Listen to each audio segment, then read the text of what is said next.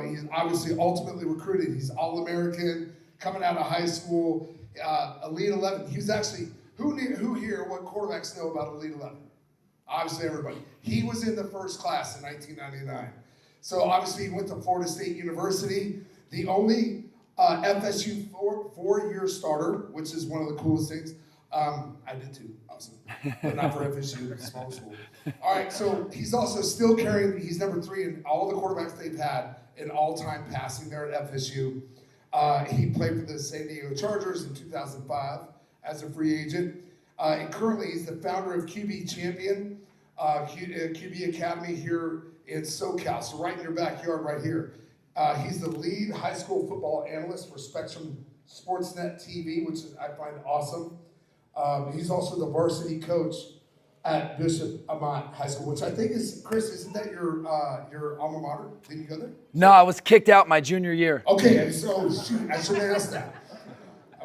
Maybe I'll explain a little bit. So he's also FCA Coaches Ministry Director. So from kicked out to that. So how cool is that? So chaplain for, is it L.A. Verne or Laverne? Laverne. Laverne Police Department. So he's obviously done some different things from what he just talked about. Probably his coolest accomplishment, at least his wife will tell you, he's been married to his wife Anita for 20 years this June, which I think is awesome. Go ahead and give my hand around for that. And you parents that have a lot of kids, he's got 5. You stop playing aggressive D, you just go to prevent.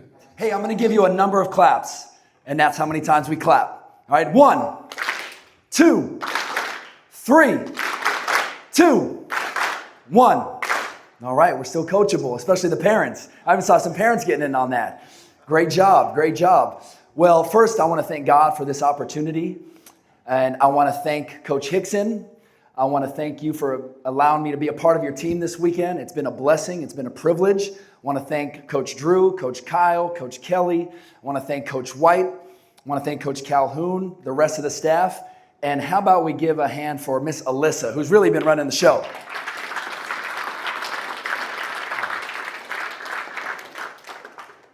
There she is. Give her a hand. She just came in. And I want to thank you, parents. I admire, appreciate, and respect the investment of time, effort, energy, travel, resources, money, right? But your heart. I want to thank you for investing in your child. I was fortunate to have a private quarterback coach in high school, Steve Clarkson. Along with Coach Steve Calhoun, Coach Hickson, these guys were really the pioneers. And to be able to work with someone, it was a privilege. It wasn't a right. All my competition wasn't doing it, but I was thankful that I was able to. So thank you for doing that. We know it's a sacrifice. We know it's an investment. We know it's an investment. We know it's also a sacrifice. So young men, for your parents that have invested a lot, can we please thank them and give them a hand? So you see a picture here, Coach Bowden and Deion Sanders.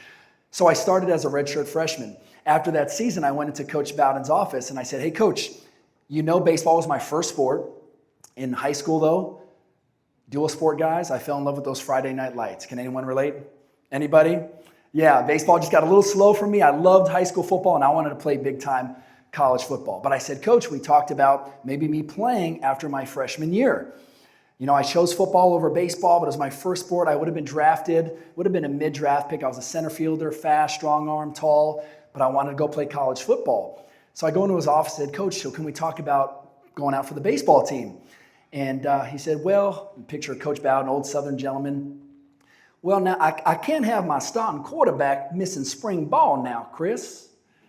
And I said, I know, Coach, but we talked about it. I mean, Deion did both when he was, right? He played football and baseball. Deion Sanders did it, right? He said, yeah, he did. And boy, you ain't Deion. And that was the end of my baseball career at Florida State.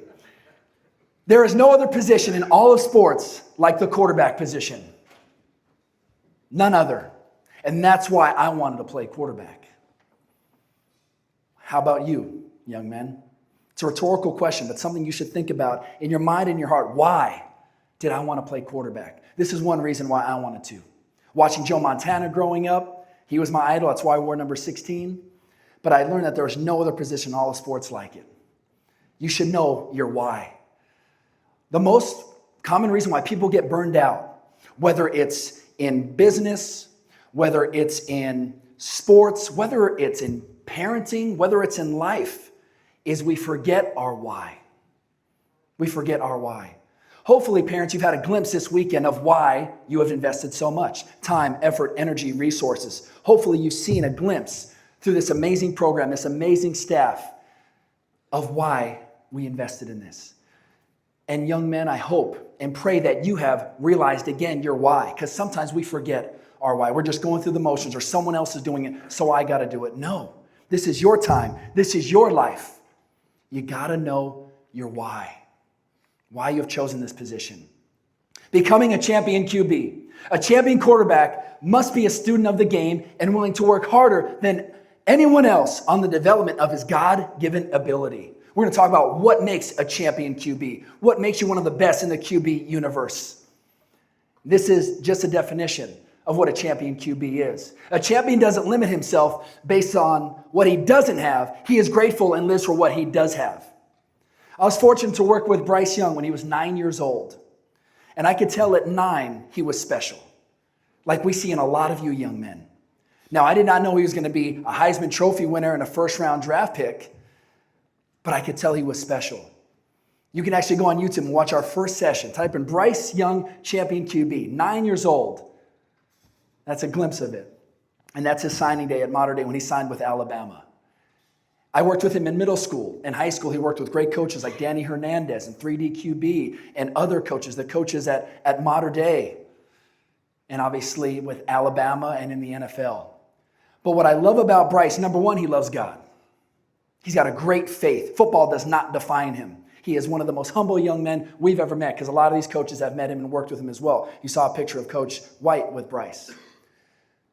But he doesn't focus on his limitations of being 5'10", one of, if not the shortest quarterbacks in the NFL right now. By the way, he has the least amount of batted down passes in the NFL at 5'10". He doesn't focus on his limitations. He focuses on what he does have. A mind, a heart, great footwork, vision. He's worked on all that for so many years. So don't let anyone limit you because of your speed or your size. We're seeing it more and more. Us coaches are seeing it, whether it's Bryce, whether it's Russell Wilson, right? Kyler Murray. I mean, the list goes on and on of undersized quarterbacks getting it done and excelling.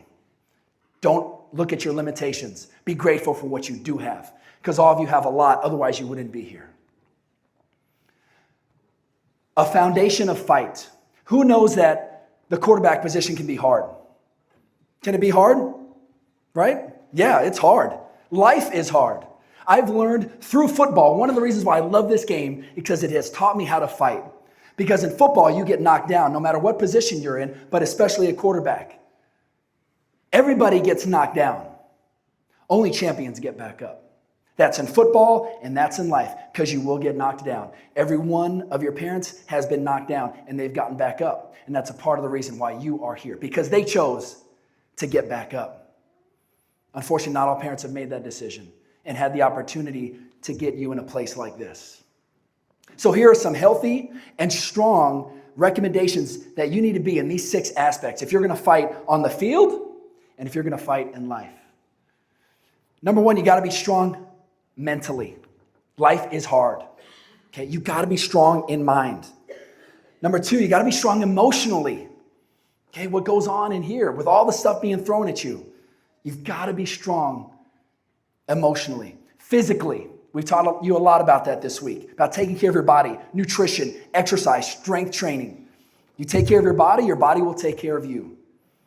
You don't use it, you will lose it. That's why Coach Hickson's in the weight room at 6, 7 a.m., because he knows that. He's got to take care of his body, otherwise he'll lose it. Socially, got to be healthy socially. Your teammates, locker room, class. I was not always that way. I had a big ego. I was that guy. I was the cocky quarterback who thought he was better than anyone else, because my identity was in what I did as an athlete, not as a person. And there was many times in my career and in my life, because I didn't humble myself, I was humbled, even humiliated. For example, my junior year at Bishop Amat, when I was taking shortcuts in the classroom, cheating, had people doing work for me, copying tests, quizzes, had people that wanted to be associated with me because of who I was doing work for me. And I took advantage of it. I got caught, not once, not twice, not 3 times, but more. And because I didn't humble myself, I was humiliated and had to leave after my junior season. Had to leave all my teammates, had to leave my girlfriend, had to leave my life, and moved from LA County to Orange County because a school called Santa Margarita had just had a quarterback that graduated and went to USC named Carson Palmer. And they needed a quarterback. I was thankful for that opportunity, but it was one of the hardest times in my life because I wasn't taking care of my responsibilities mentally, emotionally, physically, and socially. How about relationally? That's one-on-one. Socially is a group. Okay, that's your team, that's your community, locker room. Relationally is one-on-one. With your center, with your running back, with your wideouts, and even with the outcasts that aren't athletes on campus. The ones that I did not only give the time of day to, the ones that I was disrespectful to, the ones I demeaned, made fun of because I was immature and insecure. We got to be strong and healthy relationally, one-on-one. That also includes your siblings. It also includes your parents because they've done more for you than you ever know.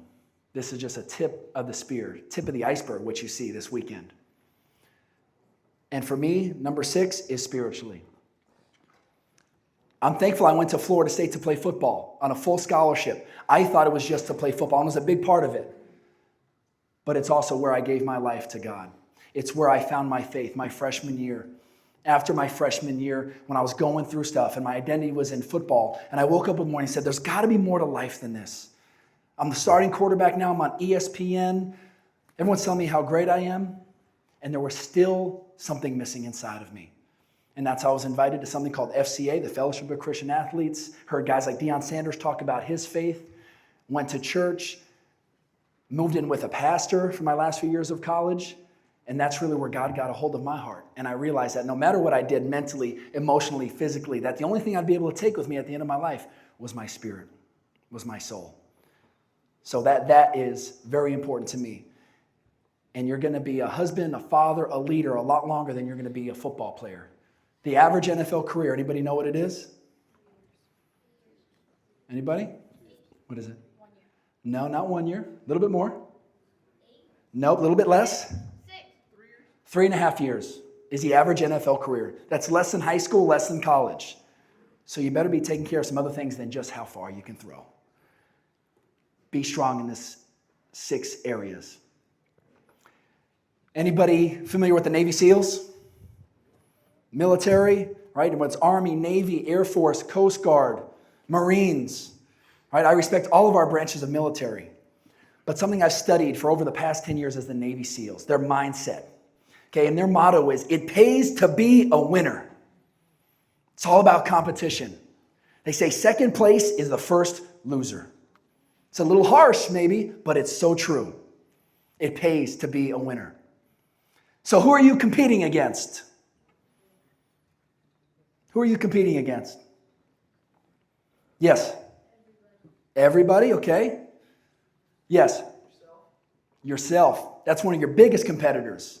Okay, so we're competing against other QBs on the team. Okay, that's a reality. There's at least 1, 2, maybe 3 other quarterbacks on our team. We're competing against other QBs in our league. We're competing against other QBs in the region. We're competing against other QBs in the nation, around the country. We have to have vision of that. It can't just be the quarterback on our team. If that's one of our goals, it's a good goal, but it's not big enough. Starting quarterback on your team, that should be a given if you're driven. And with the kind of opportunities you've been given like this and other opportunities, there's no question you should be the starting quarterback on your team. With what this staff has equipped you with this weekend, let alone if you've been a part of QB Universe in the past, that should be a given. That goal is not big enough. We have to have bigger vision because that's our competition all over the country right there. They're all fighting for what you're fighting for. We need to be thinking league, region, nation. That is our competition, not just let me beat out Johnny on my team or the other 2 quarterbacks. What do we compete in? We have to compete in everything. Compete in every drill. Compete in every rep. Compete in every meeting. Compete in every film session. Compete in every weight room session. Compete in every camp because it's an investment. Your family has invested in you. And as you get older and you learn about investments, you want to return on that investment. You want to get something back equal or greater. Well, how about the effort you're putting in all these things? Camps, drills, film, weight room. Don't waste your time. Get an ROI. Get a return on your investment. The best way to do that is compete. Compete in everything you do. Because every moment as a QB counts. Every moment. Because every moment as a leader counts. And you are all called to leadership. You may not have thought it coming in here. I don't feel worthy of these guys. I've seen these guys on social media. I saw these guys at the last camp. They were better than me. This guy talks more. They're just so outgoing, and it's just outside of my comfort zone. It's part of growth. But don't shy away from it. Embrace it. Get outside of your comfort zone. Leaders, champions, are comfortable with being uncomfortable. That's a part of leadership. You got to be comfortable with being uncomfortable. So every camp, every practice, get outside of your comfort zone a little bit more. Because like Coach was saying earlier, it's hard to be a leader when you're just quiet. Actions are very loud, but a lot of times, most time in your position, you got to use words. They got to hear you. Every moment as a leader counts. What do we compete in? What's that? Everything. What do we compete in? Everything. Champion QB. It's also like a Navy SEAL QB. The best of the best, the tip of the spear. You got to earn your title as a quarterback. Just because you come to a camp doesn't make you a quarterback. You have to earn it. You have to earn your position as a starting quarterback. Earn your title as a quarterback, but earn your position as a starting quarterback. It's not just good enough to be in the room. You should be starting on your team. There's no reason why you shouldn't be with the resources you are given. Navy SEALs, they're the tip of the spear. They lead by example. They lead from the front. And they realize that culture is very important. If you saw Riley Leonard after one of their last games, in his post-game interview, number one, he gave glory to God. It's the biggest reason why I respect him. But number two, he talked about the culture at Notre Dame. He said culture wins every time. He talked about the culture that Coach Freeman has established there at Notre Dame. Attention to detail. We've seen it in the past few days, missing little things. Right? Whether it was announcement that Miss Alyssa made or that the coaches made, a uniform thing, the money, all different things. A drill, something a coach said, footwork. I watched 3 guys ahead of me and I still messed it up. That's detail, guys. We got to have attention to detail. Pay now or pay later. You can play now and pay later, or you can pay now to play later. You got to make a choice. Your mind and your heart must be in it. It's not enough to just show up. Your mind and your heart has to be in this thing if you want to be a champion QB. If you want to be one of the best in the universe, your mind and heart has to be in it. Do not be a liability to your team. Too many times I was a liability to my team. And I'm not just talking about the reads and the throws. I'm talking about off the field. Focus, preparation, investment of time in the film room, in my studies, in the weight room. Do not be a liability to your team. Be the security for your team. That's about maturity. It's about learning from mistakes. It's about watching guys ahead of you. Most times you're going to learn from 2 ways, either example or experience. Sometimes you're going to have to learn from experience. You're going to have to go through things like I did. But a wise man learns from someone else's example. What are they doing? That's good. I want to do that. I want to follow that. Or, man, what are they not doing? They're messing up. I need to watch that and avoid that. You shouldn't have to go through it. Learn from someone's example. Be the security for your team, not a liability. Rick 6, the life of a leader. The life of a leader is hard. Leadership is hard. Leadership is also lonely. Your parents know it. It's lonely at times to be in this sphere and doing the traveling and the investing and people maybe questioning or gossiping or hating, being jealous of the opportunities that you are having. It can be lonely being a leader. The life of a leader can be hard, but I choose it every day over being a follower. So when do I need to lead? If you're asking that question, always, if you want to be great. Always, if you want to be great. Part of that is what you say. Part of that is what you do. Part of that is your body language. Guys who are slouching in their chair now versus sitting up with their back on the back of the chair, locked in and listening. Little things, coaches will notice that. How locked in, how focused are you? Are you listening so that you can learn, so that you can lead? So the 3 L's of a champion QB. You got to listen so you can learn, so you can lead. Champion QBs need to lead in these 6 areas of football and of life. Number 1, off season.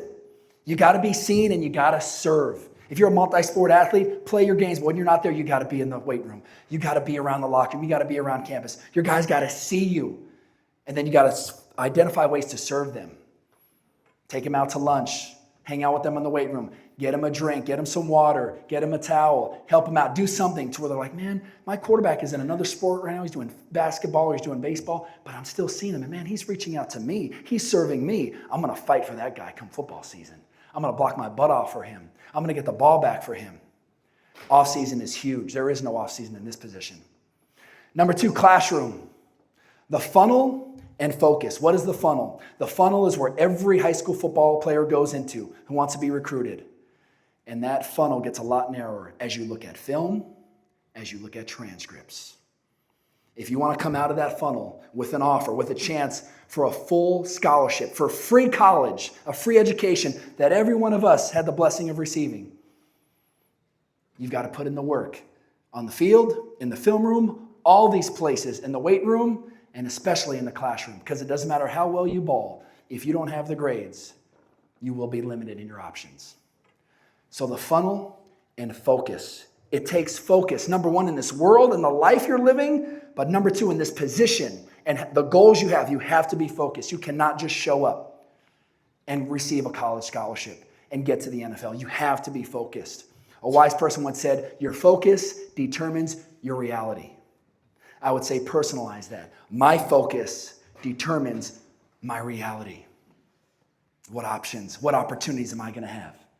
Number 3, the film room. You have to know what and why. You have to know what you're watching and why you're watching it. Coach Hickson and the staff has done such a great job breaking that down these past few days. I hope that you've taken advantage of that with a book, with a QBIQ system. Because it's one thing to know what, it's another reason to know the why. And the staff has taught you both. You got to take advantage of the film room. Know what you're seeing and why you're doing it. Number 4, weight room. Iron sharpens iron. You got to be in the weight room. Anybody see the movie Friday Night Lights? Right? Remember Boobie Miles? He was just relying on his ability. He walked out of the weight room one day, and the quarterback, Mike Winchell, says, hey, Boobie, you didn't lift. He said, I don't have to lift. This is God-given. And he was talented.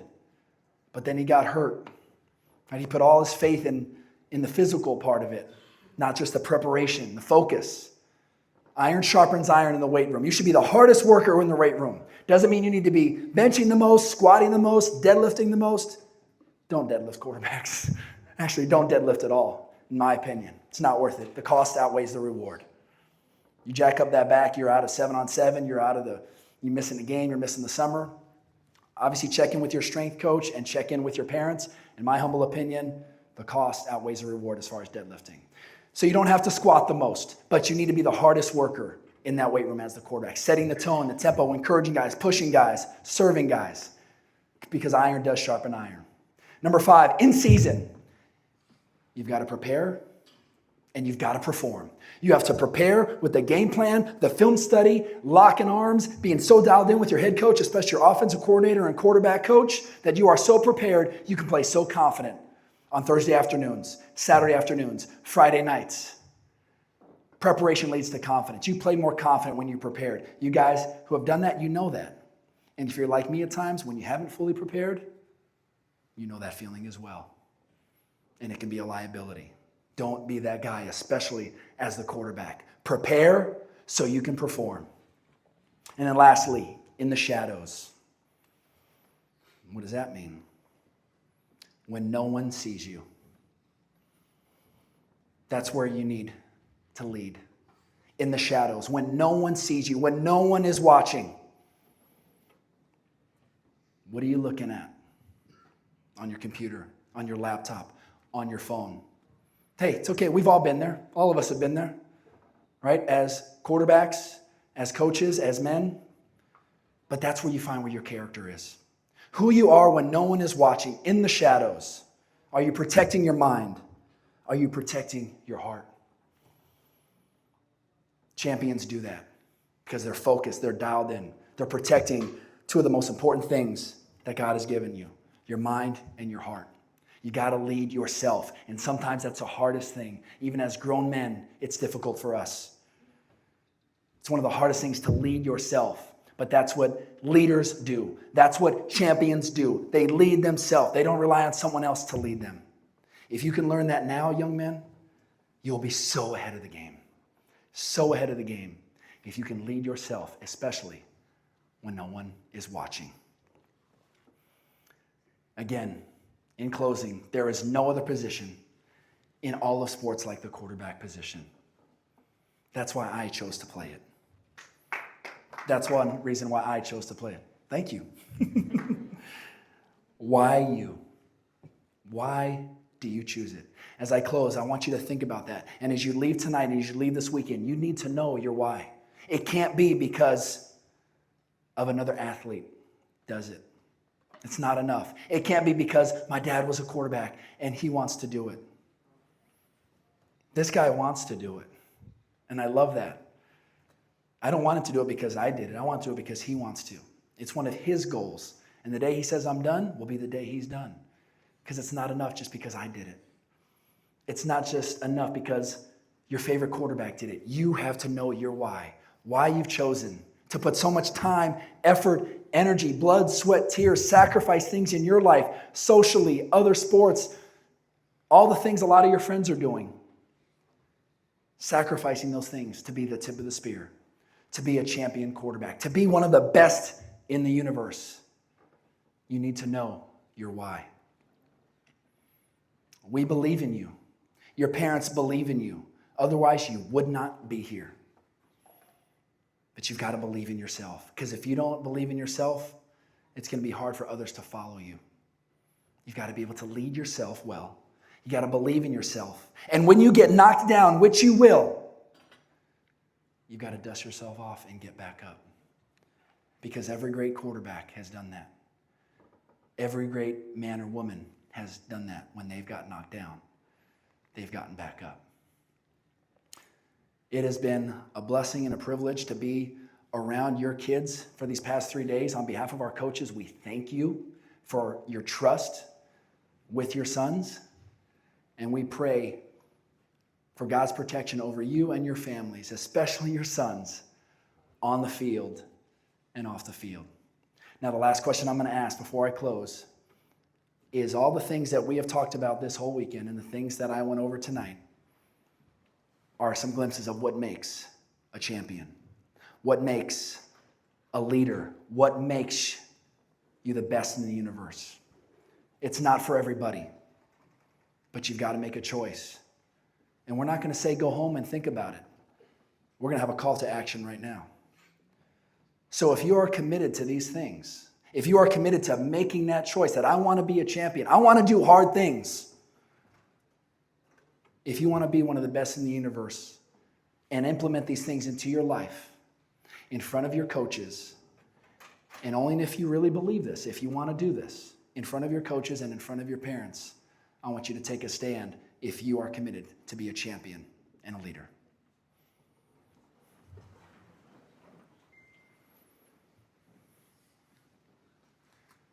Give a couple more moments if you want to, and don't just do it because the guy next to you is doing it.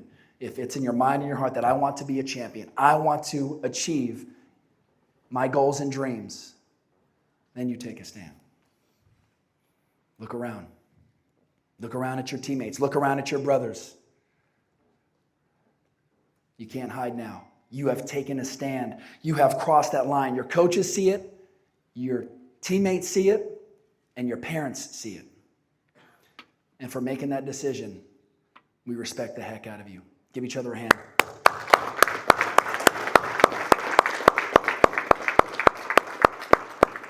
We're going to hold you accountable now, not only your coaches, but especially your parents, with all the things we covered this weekend. All right? So thank you for taking a stand. Let's go out and be champions, and let's change the world. God bless you. Thank you.